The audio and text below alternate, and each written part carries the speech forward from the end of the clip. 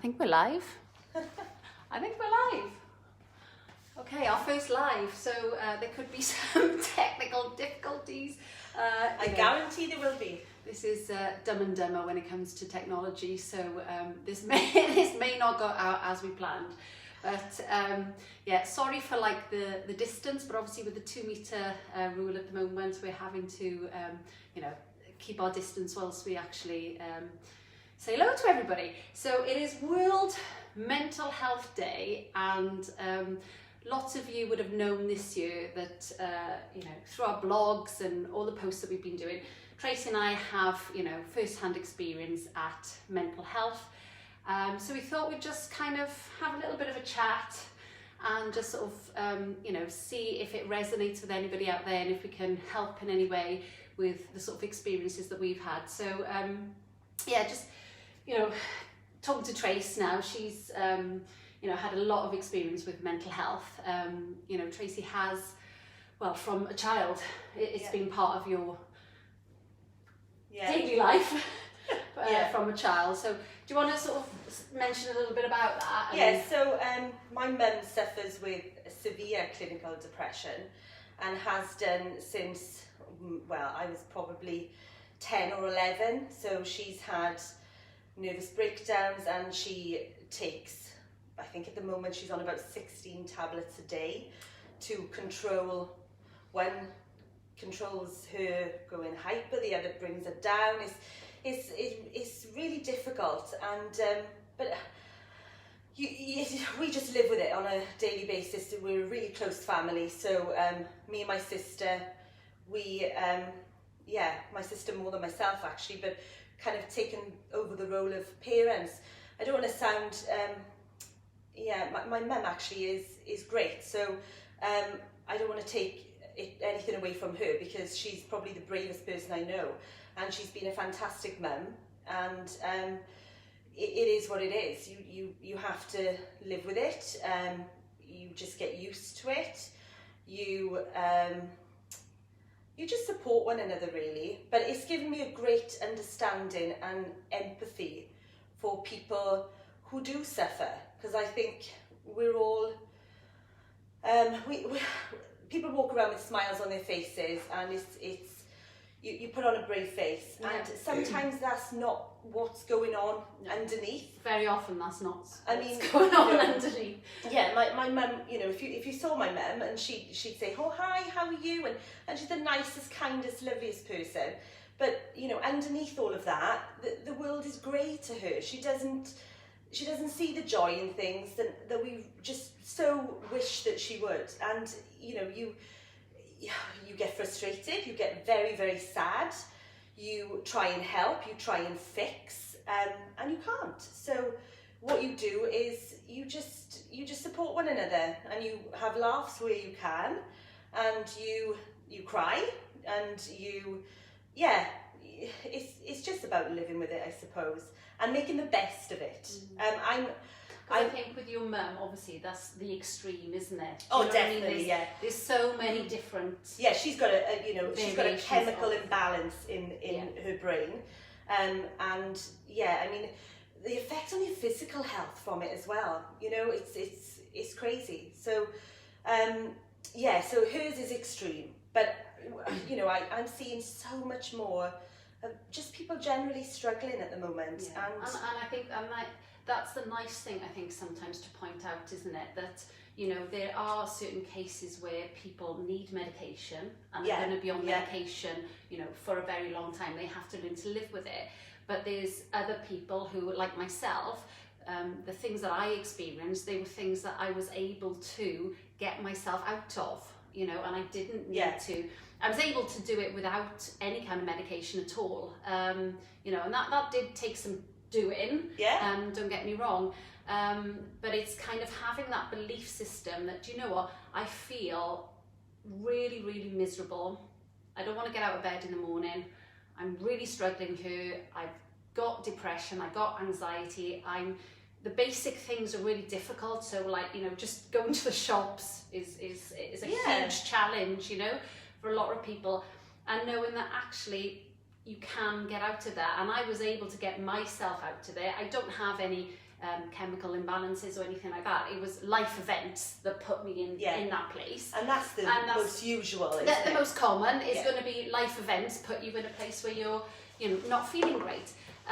So that was, for me, it really empowered me, knowing that you can take control of it, knowing that you can come out the other side, knowing that actually I have the power. I don't have to rely on doctors. I don't have to rely on medication.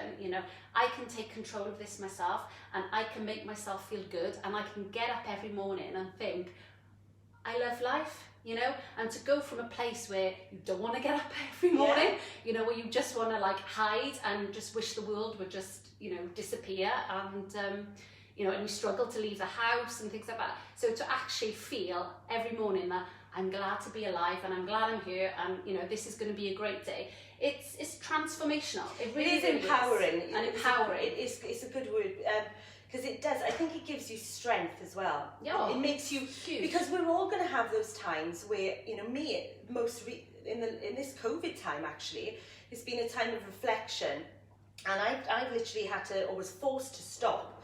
I'm one of these. I've always got a smile on my face. However I'm feeling, I'll put a plaster over it and I smile, and good old Tracy, that's who I am, and that is who I am. But I've really struggled in this last kind of 12 months, I suppose, and being able to take action yourself. And I'm sure we'll go on to this now, but I've been doing a lot with mindfulness and just taking my time and stopping and thinking, okay, this is how I feel today. Do you know what? I'm not going to beat myself up about it. I'm going to accept how I feel today, and I'm going to be kind to myself.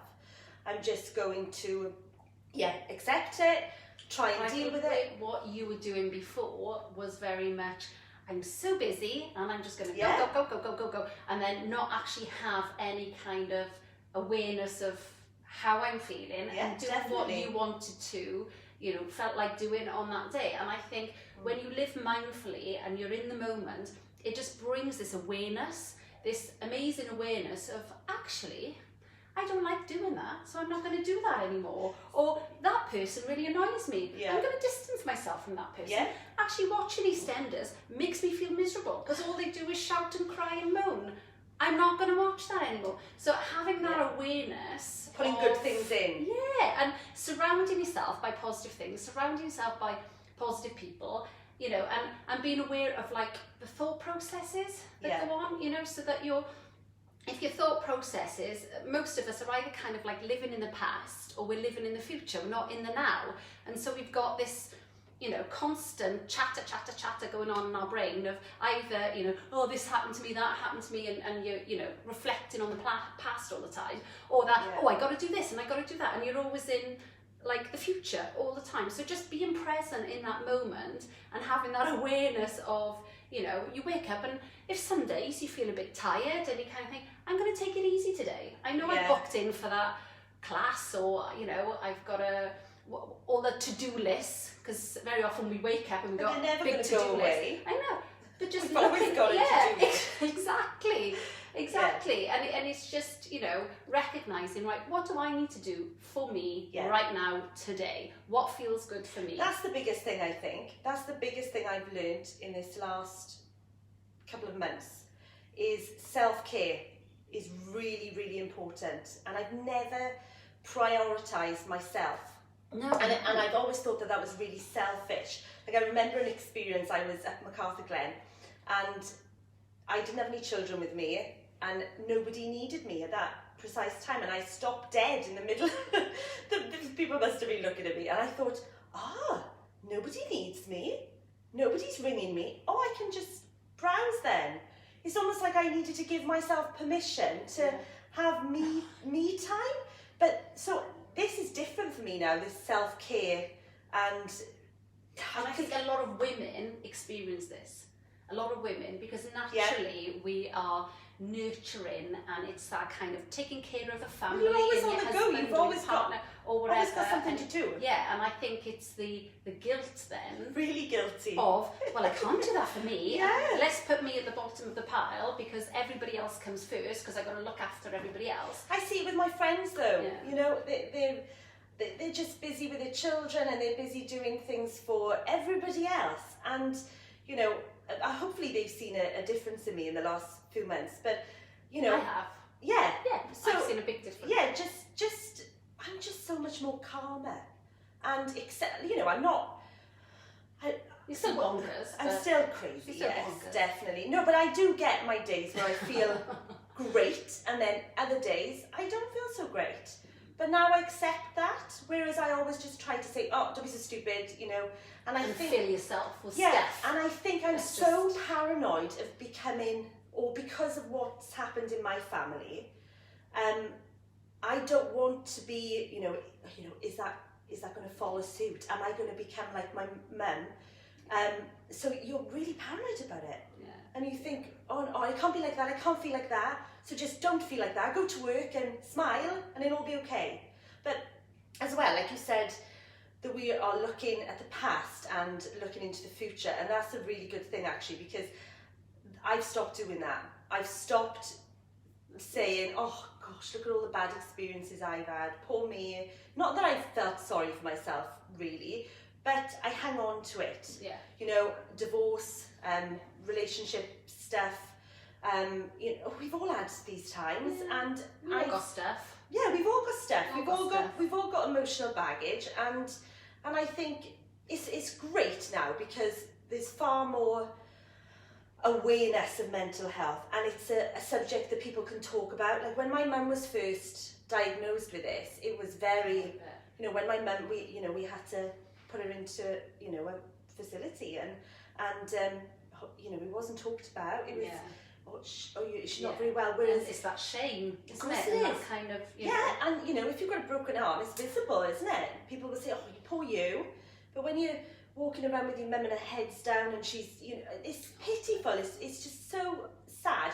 But I'm so glad now that people recognise, and I think people do recognise that we're all on this path of life. We're all struggling in our own ways. And yeah, so just to off the back of that, so I've stopped looking at the past and thinking, okay, this happened to me, this happened to me, this happened to me, so what am I going to do with that? Do you know what? I'm going to let it go, because it happened then, and it's not today. serving you now, exactly. Yeah, today my life is good. I've got, you know, my own home, I've got 2 wonderful kids, I've got the nicest family, you know, which I adore, and I'm really, really lucky. The other thing that, where was I going with this? So looking forward, I think what we all do, or what I do anyway, is I'll say, I'll do this when I'm slimmer. I'll do this when I feel better. I'll do this when I've got more confidence. So we actually put a condition on when we're gonna feel good. Yeah. I'll feel good when I look like Kate, size 8, you know? And I've honestly thought lately, do you know what? Love yourself for who you are right now, because absolutely. you don't want to be big-headed, or, you know, and I'm not at all. But yes, be big-headed. But that's not like, I'm a nice person. I'm, you know. The thing is, you've hit the nail on the head there. Like, being big-headed, you know, is seen as a bad thing. Yeah. Okay? So we all try to not big ourselves up, not tell us that we're amazing and wonderful and whatever, because that's a bad trait to have. You can't possibly tell yourself that you're beautiful or you're amazing or you're wonderful. But we all are. But in our own ways.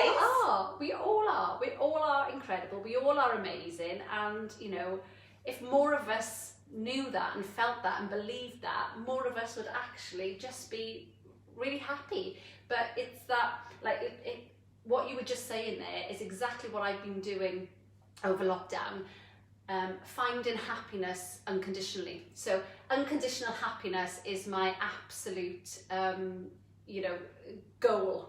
And I want to have, like, no matter what is happening in my life, no matter what challenges I'm facing, I want to be able to just bring myself into that happy feeling straight away, and you know, not have happiness on a condition of when I'm wealthy, when I'm slim, when I'm this, when I'm that, when I'm that. Yeah. So it's just unconditional happiness, and that's kind of why I will be bringing out this sort of Facebook group.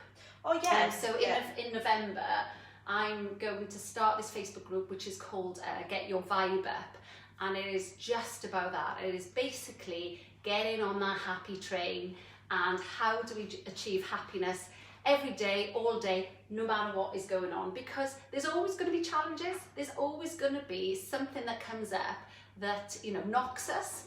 So how do we stay rooted, stay grounded, and stay happy, you know, even though all that's going on? Because that's all what we want at the end of the day. You know, if I asked a million people out there, you know, what they wanted, they would probably say happiness and health.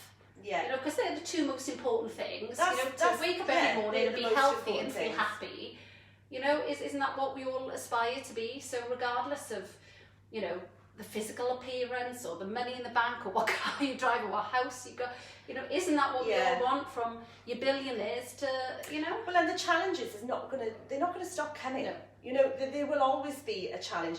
And like you said, you know, if like, I mean, what would you tell? I think like this sometimes. What would you tell your children? Like, I tell my kids, you know, if you could be anything, just be kind, you know, and love yourself. Like, if they could see themselves through my eyes, but why don't we treat ourselves like that? Yeah. So I look at my children and think, oh my God, you're amazing, you're funny, you're clever, you're beautiful.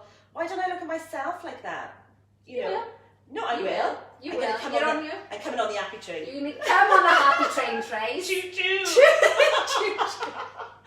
Oh, that's brilliant. I love that. Yeah. Well, maybe, I mean, this has actually been, I think, really insightful today. So I think, you know, maybe on that happy train, we have a few more interviews and things like that. I am planning on the Facebook group that we'll have like guest appearances. Are you inviting me on your show? So I might invite you on my show. Like Oprah now. I didn't actually know I was having a show, but I've now got a show. We're going to have a show. I think we would do really well on TV. Maybe somebody will pick this up and we'll go viral. Choo choo. Oh, choo choo. Right, okay. So I hope all of you watching, that has been useful in some way. If you've got any questions for us, or if you want to message us on the Facebook page, then please do. I will try and download it to Instagram and YouTube and things as well, so people can catch it elsewhere. I don't know how successful I'll be. As I said, we're not the best with technology, but hopefully you've enjoyed, and yeah, we'll catch up soon. Bye. Watch this space.